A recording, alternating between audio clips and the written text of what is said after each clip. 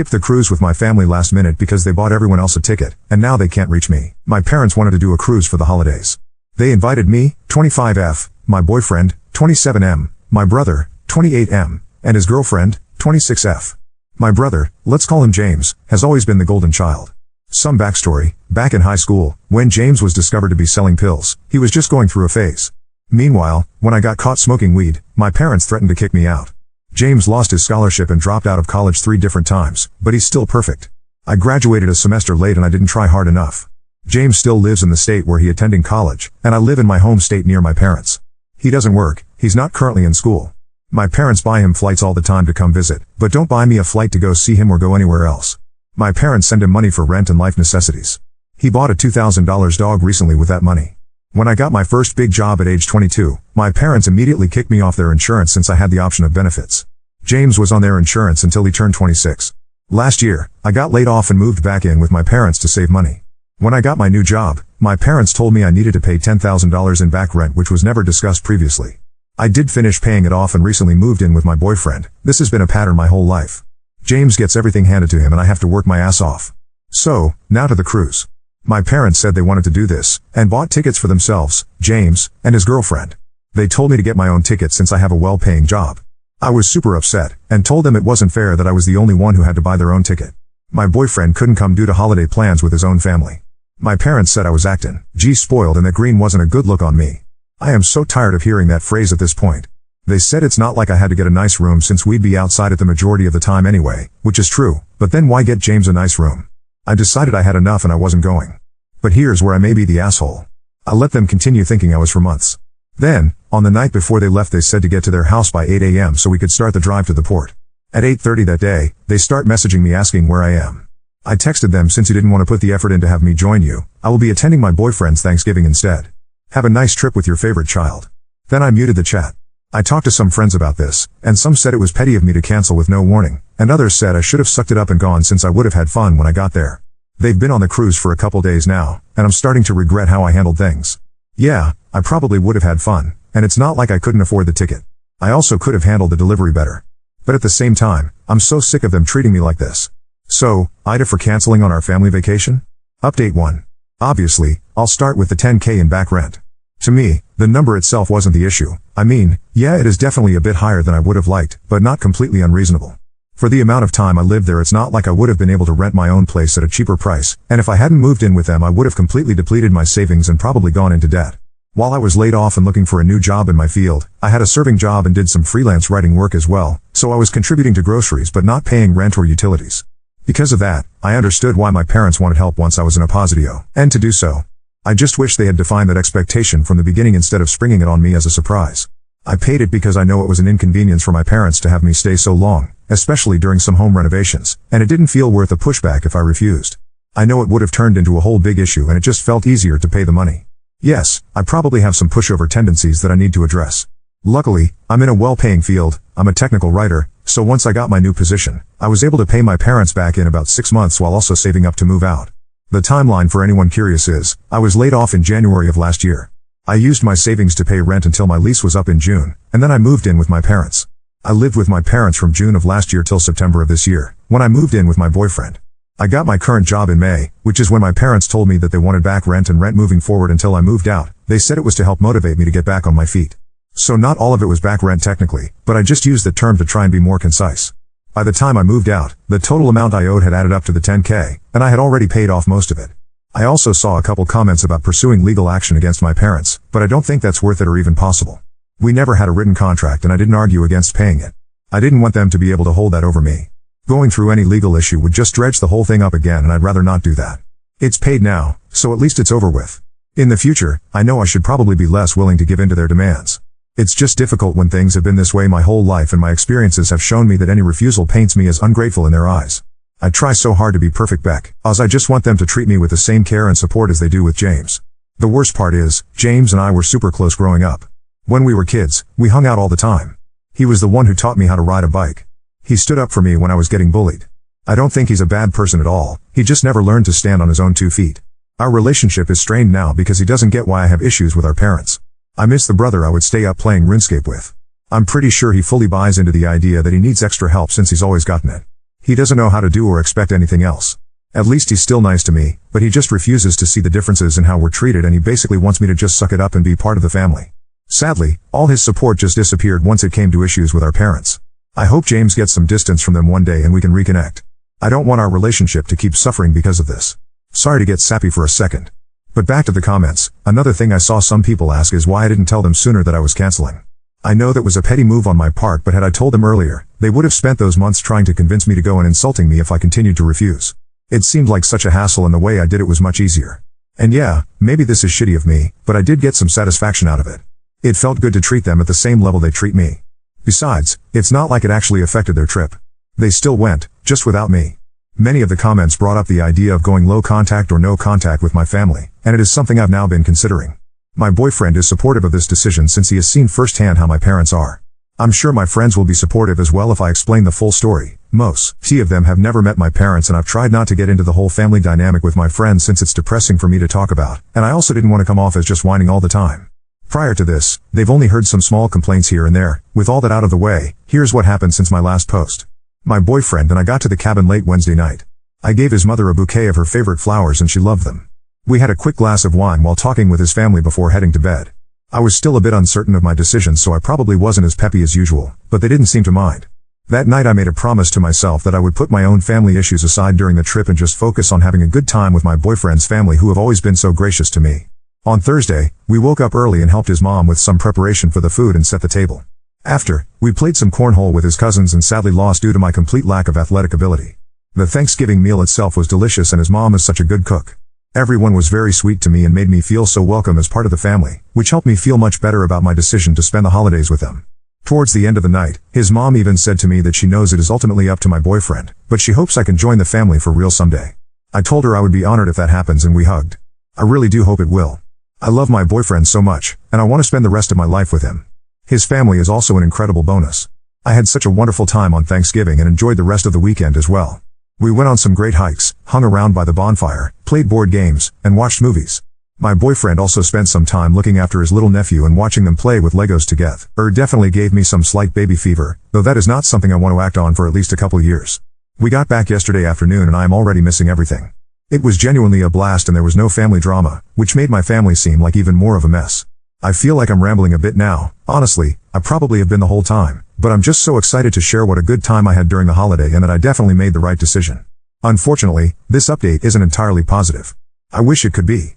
My parents reached out last night and they still weren't happy about my choice. I guess the sea air and unlimited drinks didn't do enough to relax them. My dad sent a passive-aggressive text of cruise pictures with a message that said, "Sad that you chose not to be with your family in such beautiful places."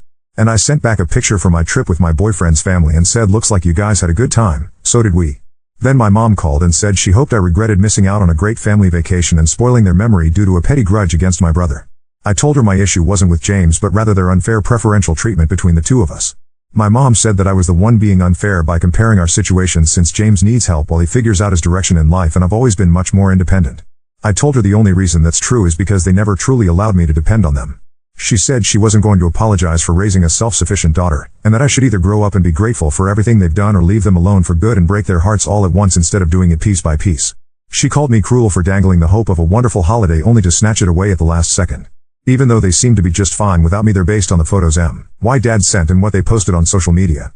I was really upset by this point and pointed out multiple examples of how they prioritize James, just hoping I could finally make her understand how growing up like this has affected me. My mom said I had a lot of nerve to put their parenting under a microscope when I have no children myself and have never had to make tough decisions. I had enough of the conversation and said, "I guess I'll just leave you guys alone like you want since I'll never be enough for this family anyway." I hung up and started crying, but my boyfriend was really supportive as always and we spent the rest of the night eating ice cream and watching the Hunger Games to cheer me up. I absolutely love this series and I'm so excited for Haymitch's movie to come out. It was weird to go back to work today after everything and act like nothing was the matter, but I think it was also a good distraction. Since I chose my boyfriend's holiday plans instead of my family's, I actually came back feeling mostly refreshed, besides the events of last night, instead of drained like I most likely would have been after the cruise. I haven't heard anything more from my parents yet, but I have a feeling they're just bluffing. I'm sure once they need something they'll reach out, or they'll probably try and smooth things over by Christmas so they don't have to explain the situation to our extended family. I haven't decided yet if I'll be open to reconciling. On one hand, I know I deserve better than to be treated as a burden and an afterthought while doing so much for them. I'm tired of trying to live up to their expectations and I'm not optimistic about their behavior ever changing. But on the other hand, they are my family and it's just so difficult to fully walk away. I just want to feel the love and acceptance from my own family that I get from my boyfriend's family. Why is it so hard for them to treat me like I matter? I'm also worried that if I don't make nice with they'll twist the story to make me seem like the problem and my extended family will be mad at me too. There are people I like within my family, but my parents have a lot of influence over everyone's opinions. I don't know if it's worth putting up with them to at least keep some ties to my family, or if it would be better to accept the loss and move on from a dynamic where I am clearly not appreciated. I want to keep my brother at least, but maybe I'm just holding on to the past and that version of James doesn't exist anymore. I hope that's not true. I just don't know how to get through to him since he is so brainwashed by my parents and thinks they can do no wrong. I'm not sure if I'll ever truly get my brother back. I've got some big things to think about now, and I don't know if I'm ready to make sure a major change to my life. I do believe I'd feel much freer and lighter if I at least distance myself from them, and maybe even cut contact entirely. Now on to second story.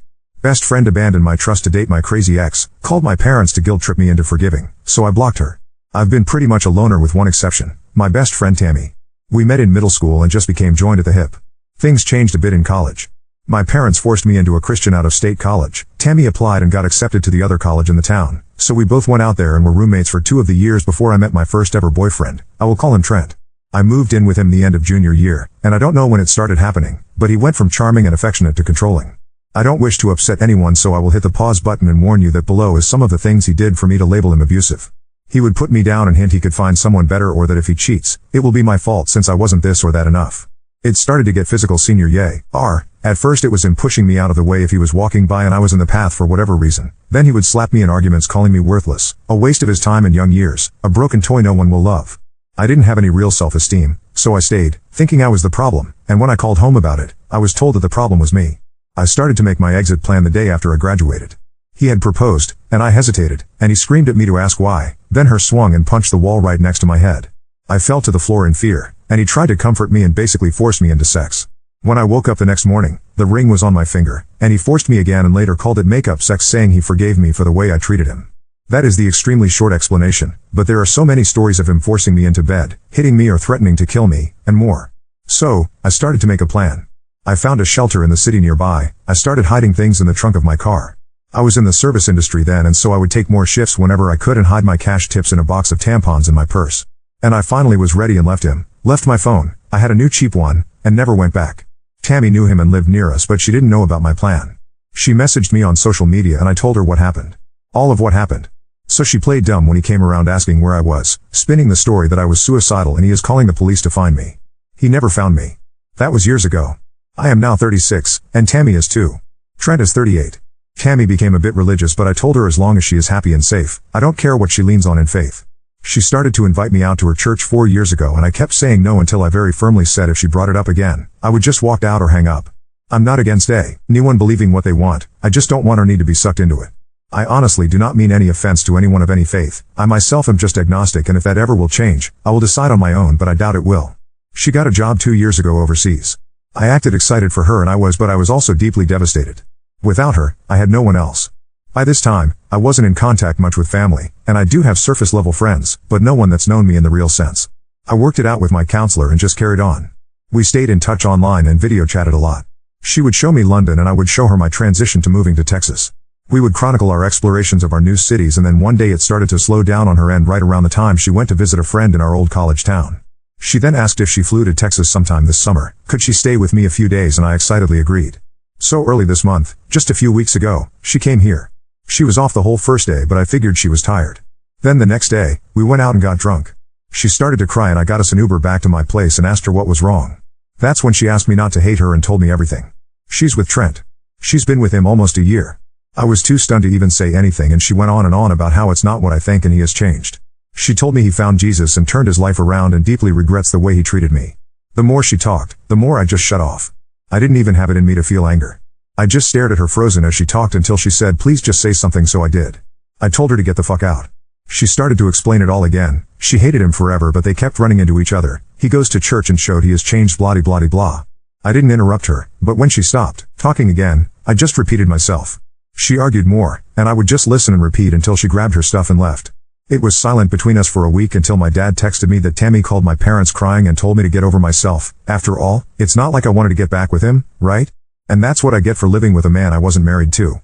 Then she texted the next week rehashing her argument and pretty much demanding I video chat with him to see for myself that he's changed and forgive him. She then blamed me that they can't take the next steps in their relationship because I don't have a forgiving heart and that I was malicious when I kicked her out. I've spent all of this week trying to figure out if I am insane to think this is a huge betrayal. A deal breaker. I mean, who even dates their friend's ex, for one, but this? I blocked her after she hinted that my version of things was exaggerated and malicious, but I don't have other friends to turn to about this. I don't think I am, but and her family thinks I am at least for kicking her out in a strange city alone when she was just being honest with me. Update 1. It took Trent 2 weeks. I had a full-time job but also a part-time service industry job as a bartender. He showed up at the bar. It's a small bar and one of the regulars, Daisy F30S, is one of the folk I did confide in about Trent and Tammy. When Trent walked in, I happened to be chatting with Daisy and she saw my reaction. She asked what was wrong and I told her that it was Trent. She wasted no time and went to get my manager. Trent sat at the end of the bar and I took my time checking in on my other bar guests until my manager Heather F50S came out with the other 2 bartenders, both M30S. Trent had already begun knocking on the bar asking for service loudly and I had been ignoring him. He got kicked out quickly and told that we can and do refuse service to him. I got texts from a new number saying it was Tammy and begging for me to answer. She called 4 times and I didn't answer. She left voicemails with Trent and one without all telling me that I was concerning them with my hatefulness, how I'm alone in the world and that's not safe, who would I turn to if someone broke into my home at night. Things of that nature and religious crap sprinkled in.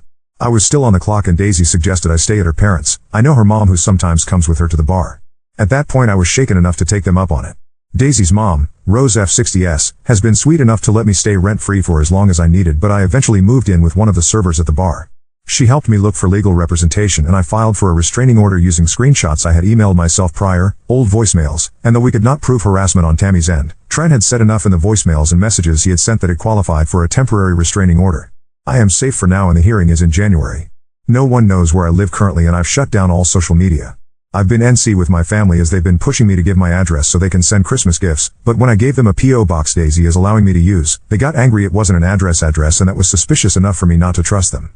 It's strange but I am slowly making friendships. And seeing a counselor helps with the stress. Trent is pretty much blacklisted from the square of bars where my bar is. Word gets around. I've not walked alone a single shift since.